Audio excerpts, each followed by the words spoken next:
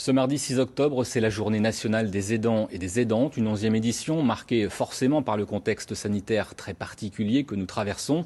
C'est pour cela que le collectif Je t'aide, à l'initiative de cet événement, a choisi de le placer sous le thème du répit. Avant d'en parler avec notre invité, Damien Garnier, membre du réseau Voisins Solidaires, je vous propose de mieux comprendre ce qu'est le quotidien d'un aidant au travers du portrait de l'un d'entre eux, un portrait signé Sylvaine Saliou et Christophe Rousseau.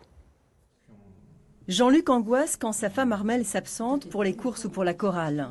Depuis 10 ans, la maladie d'Alzheimer altère son cerveau. Petit à petit, cet ancien professeur perd son autonomie. Il a 69 ans et ne peut plus rester seul chez lui. Pour moi, c'est la panique. Je sais que j'ai des traits rouges qui sont dans ma tête. Le café, on ne touche pas. Les clés de la maison, je ne touche pas. Les voitures, bien sûr, je ne touche pas aux voitures. Et puis, le résultat, j'attends. Cette année, le couple accueille un étudiant, Pierre. Il commence ses études supérieures et a choisi ce mode d'habitat partagé. Il est logé et s'occupe de Jean-Luc quand Armelle n'est pas là.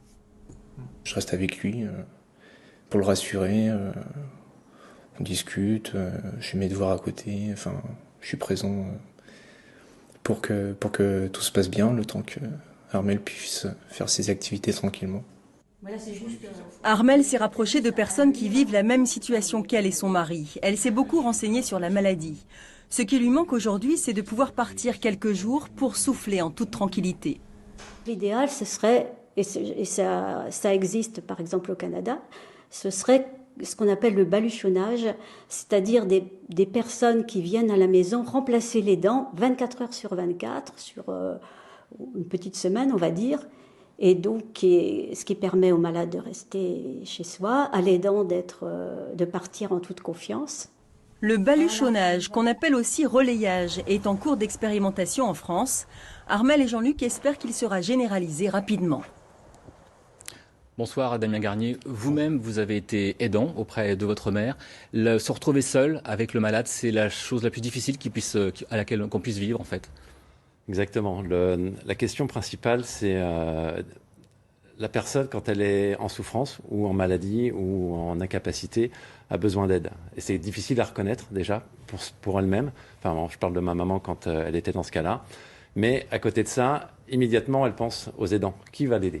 Et dans le cas de ma maman, ça a été extrêmement intéressant. Le terme, elle a pensé à faire un mandat de protection future en disant demain, il va se passer ce qui va se passer, donc maladie d'Alzheimer, donc une croissance vers la perte de la mémoire totale, et puis donc après un départ. Et elle a pensé à ce qu'il fallait faire pour l'aider. Et ça, elle l'a fait de sa pleine tête.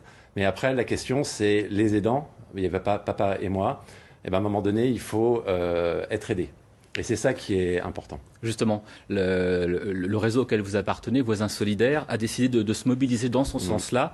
L'idée, elle est toute simple, hein, c'est faire des voisins, on va dire, les premiers alliés de proximité des proches aidants. Voilà, comment ça va fonctionner ?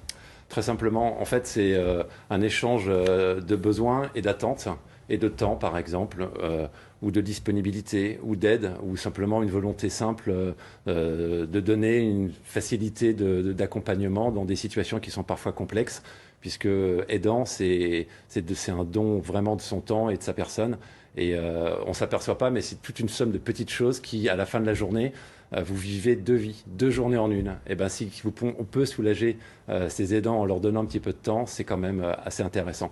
Et on s'aperçoit autour de soi, on a beaucoup de personnes qui sont disponibles pour faire plein de choses, mais il faut simplement communiquer et échanger. Et justement, pour cela, comment ça va fonctionner ? Il faut aller sur un site internet en fait. Exactement. Donc il y a un site internet Voisins Solidaires qui propose un kit qui va détailler en fait les prestations. Donc chaque locataire, par exemple, pourra détailler les prestations qu'il est prêt à mettre en communauté, et je dirais les aidants pourront aller piocher de ce qui les intéresse, et ça mettra un lien, surtout en cette situation où en ce moment les liens sont quand même extrêmement compliqués à prononcer ou à manifester, et c'est justement là que les aidants ont encore plus besoin d'aide. Pour cela, je renvoie vers le site, vous l'avez cité, voisinsolidaires.fr, et puis je vous renvoie également vers notre site web bretagne.france3.fr, où vous trouverez des témoignages d'aidants familiaux recueillis lors d'un café mémoire à Brest. Merci Damien Garnier d'avoir répondu à nos questions.